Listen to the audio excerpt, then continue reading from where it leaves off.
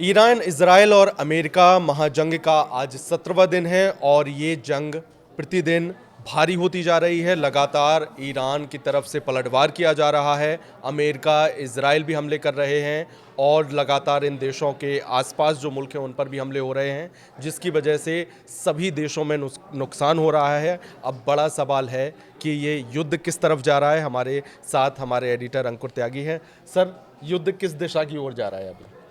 देखिए आस्तिक, सबसे बड़ा सवाल इस समय जो पूछा जा रहा है वो ये पूछा जा रहा है कि क्या ये युद्ध अमेरिका जीत रहा है या ईरान जीत रहा है। जी। देखिए इसका जो मतलब विश्लेषण है वो उस तरह से समझिए कि 17 दिन तक ये जंग चल रही है। आज 17वां दिन है और ये माना जा रहा था कि जब ये लड़ाई शुरू हुई थी कि भाई खामनेई साहब की हत्या हो जाएगी और उसके बाद 1 या 2 दिन में लड़ाई ख़त्म हो जाएगी, लेकिन 17 दिनों तक ये जंग चलेगी किसी ने सोचा नहीं था। और 17 दिन क्या, मुझे लगता है कि ये लड़ाई अब लंबी चलेगी। उसकी वजह बहुत सारी हैं। उसकी वजह ये भी है कि ईरान ने जिस तरह की तैयारी की है इस जंग के लिए, वो अपने आप में एक नया मतलब एक स्टडी मांगती है, यानी कि उसका अध्ययन करने की ज़रूरत है कि कैसे ईरान ने इतनी लंबी लड़ाई के लिए पिछले 20 सालों से खुद को तैयार करा और इस लड़ाई में उसने अपनी पूरी ताकत झोंकी है, क्योंकि उसका सर्वाइवल का सवाल है। तो फ़िलहाल जो आपने जो सवाल पूछा उसका जवाब ये है कि फ़िलहाल ये जंग ख़त्म नहीं होगी और ये अभी लंबी चल सकती है। बिल्कुल सर, तो जैसा सर बता रहे हैं कि जंग नहीं रुकेगी, लेकिन सर इस बीच सबसे बड़ा सवाल ये है कि जिस तरीके से डोनाल्ड ट्रंप ने नाटो देशों से समर्थन मांगा और नाटो देशों की तरफ से जो प्रतिक्रियाएं आ रही हैं वो ट्रंप के पक्ष में नहीं है, तो क्या ये माना जाए कि इस जंग में अमेरिका पूरी तरह से अलग थलग पड़ता दिखाई दे रहा है? देखिए अमेरिका ने जंग ये शुरू तो कर ली, लेकिन उसको आइडिया नहीं था कि हो क्या रहा है। अब इसमें ये भी बात कही जा रही है कि इज़राइल ने उसको उकसाया, इज़राइल ने उसे कहा कि भाई जाओ आप मतलब जंग करो। तो फिलहाल ये जंग जो है ईरान वर्सेस इज़राइल नहीं है, ये जंग अब ईरान वर्सेस अमेरिका है। अब अमेरिका के ऊपर है कि उसको कैसे ख़त्म करनी है। तो इज़राइल तो कहीं ना कहीं, एक तो वो इतनी लंबी जंग नहीं लड़ सकता था, ये भी सच्चाई है। अगर इज़राइल और ईरान खुद लड़ाई लड़ते तो वो जंग इतनी लंबी नहीं लड़ सकते थे। कहीं ना कहीं इसमें अमेरिका की ज़रूरत थी। अब अमेरिका इसमें है ऑलरेडी।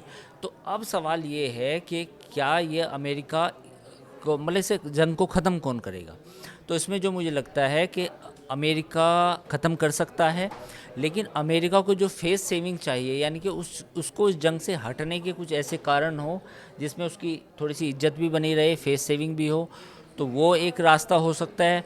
दूसरा ये है कि ईरान तो ये कहता आया है कि ये जंग हम पर थोपी गई है, हम जंग नहीं लड़ना चाहते थे। तो ईरान तो एक तरह से विन विन सिचुएशन में है कि अगर वो जंग लड़ता है तो ये कहा जाएगा भाई उसने अपने सर्वाइवल की लड़ाई लड़ी, और अगर उस जंग में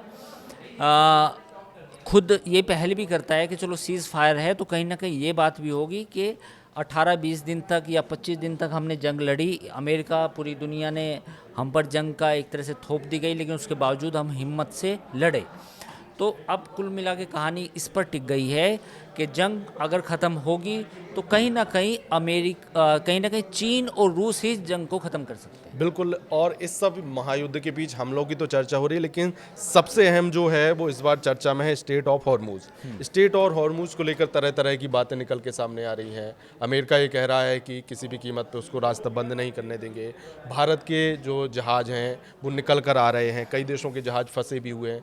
तो क्या लगता है कि स्टेट ऑफ हॉर्मूज को लेकर ईरान लगभग मान चुका है कि रास्ता नहीं देगा और हालात कई देशों में बिगड़ेंगे, क्योंकि वहाँ से कई देशों के आयात निर्यात होते हैं, तो ऐसे में कई देशों को बड़ी दिक्कत हो सकती है?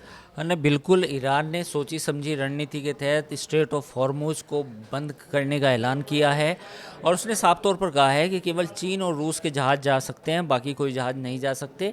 यह कंडीशनलिटी ये भी है कि वो हमसे बात करें, जो उनकी जो भी जहाज़ पास होगा वो हमसे रिक्वेस्ट करें, तब हम डिसाइड करेंगे भई हमें किसी का जाना है, किसको अनुमति देनी है।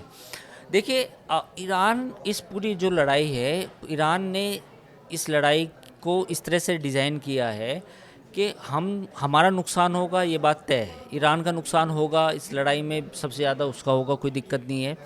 लेकिन ईरान ने कहा है कि जो आसपास के गल्फ़ स्टेट हैं उनका भी नुकसान होना चाहिए। जो इस पूरी दुनिया में कहीं ना कहीं ये मैसेज भी जाना चाहिए कि अगर ईरान को नुकसान होगा तो पूरी दुनिया में महंगाई बढ़े, पूरी दुनिया में इस बात का भी संकट पैदा हो कि देखो हम पर जंग थोपी गई है, जिसका असर ये होगा कि पूरी दुनिया में तेल के और गैस के प्राइस बढ़ जाएंगे। और तेल और गैस के प्राइस बढ़ना का मतलब सीधा सीधा होता है कि किसी भी देश में महंगाई का बढ़ना होता है। और दूसरा ये भी मान के चलो कि कम से कम आधा से 1% पूरी दुनिया की जीडीपी पर असर पड़ता है। तो कहीं ना कहीं अगर ये लड़ाई लंबी चली, जैसा ईरान और इराक का जब युद्ध हुआ था तो वो 8 महीने चली थी, 8 साल चली थी। तो इतनी लंबी लड़ाई अगर ये चलती है, 8 महीने भी चलती है, तो 8 महीने भी अगर ये चलती है तो उसमें ये मान के चलिए कि पूरी दुनिया में एक तरह से नया एक संकट आएगा एनर्जी का। और उस एनर्जी के संकट को पूरा करना G7 कंट्रीज़ के लिए या अकेले रूस के लिए या अकेले वेनेजुएला के लिए उतना आसान नहीं होने वाला। तो कुल मिला के ये है कि हम तो डूबेंगे सनम, तुमको भी ले डूबेंगे। ईरान इसी रणनीति पे काम कर रहा है। बिल्कुल सर, और जिस तरीके से देख रहे हैं कि 17 दिन से युद्ध चल रहा है, इस बीच लगातार सऊदी अरबिया हो या जो कुवैत हो, तमाम जगहों पर हमले कर रहा है। आज भी हमला हुआ दुबई एयरपोर्ट पर, धुआं के गुबार नज़र आए। तो क्या माने कि जो ईरान अमेरिका तक हमले नहीं कर सकता है, वो जहां यूएस के बेस हैं उनको टारगेट कर सऊदी अरब और इनके जो कंट्री हैं उनको डेंट लगाने का काम कर रहा है और इसके ज़रिए दबाव बनाने की कोशिश कर रहा है? देखिए, ईरान ने सबसे पहले तो जो यूएस के बेसिस थे गल्फ़ कंट्रीज़ में उनको टारगेट किया। फिर उसने टारगेट करना शुरू किया फाइनेंशियल ऑफिसेस को या डिस्ट्रिक्ट्स को जो दुबई में थे और आसपास के कंट्रीज़ में हैं। क्योंकि बहुत सारा जो कंपनीज़ हैं अमेरिका की, जो फाइनेंशियल इंस्टीट्यूशंस हैं, वो दुबई में ऑपरेट करते हैं। वो बाकी गल्फ़ कंट्रीज़ में भी उनके ऑफिसेस हैं। तो ईरान को मालूम है कि अकेले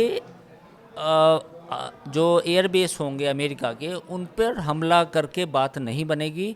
उनको जो इन बैंकों के ऑफिस हैं और जो अमेरिका की कंपनियां हैं उनको भी टारगेट करना पड़ेगा। तो यही वजह है कि ईरान अब उनको निशाने पर ले रहा है। एक सवाल ये भी उठता है, अमेरिका ने कल कहा, बयान भी आया था कि जो खर्ग आइलैंड है, बेसिकली ईरान के पास में एक आइलैंड है जिससे ईरान 90% अपना ऑयल एक्सपोर्ट करता है उस आइलैंड के ज़रिए। वहाँ पे बड़ी बड़ी रिफाइनरीज़ हैं। लेकिन ईरान ने ये भी कहा है कि अगर आप हमारे खर्ग आइलैंड को टारगेट करेंगे तो उसके बाद हमारे पास कोई विकल्प नहीं बचता कि हम गल्फ़ कंट्रीज़ के जितनी भी ऑयल फैसिलिटीज़ हैं उनको भी टारगेट करेंगे।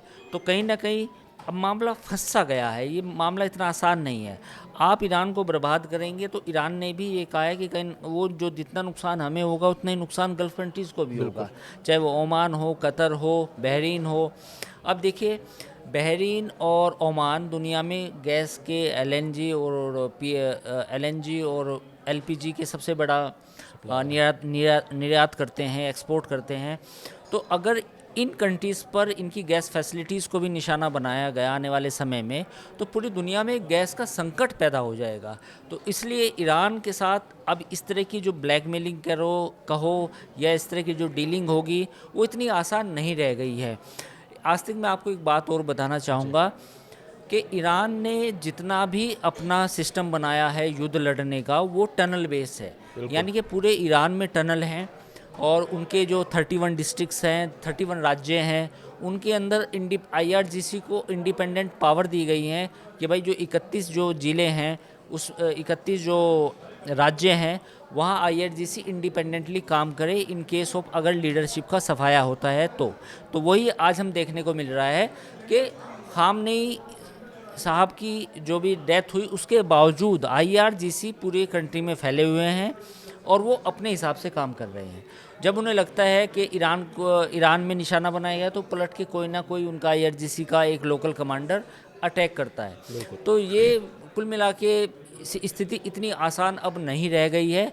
हाँ, ये बात ज़रूर है कि अगर इस लड़ाई को ख़त्म किया जा सकता है तो उसके 2 ही उपाय हैं।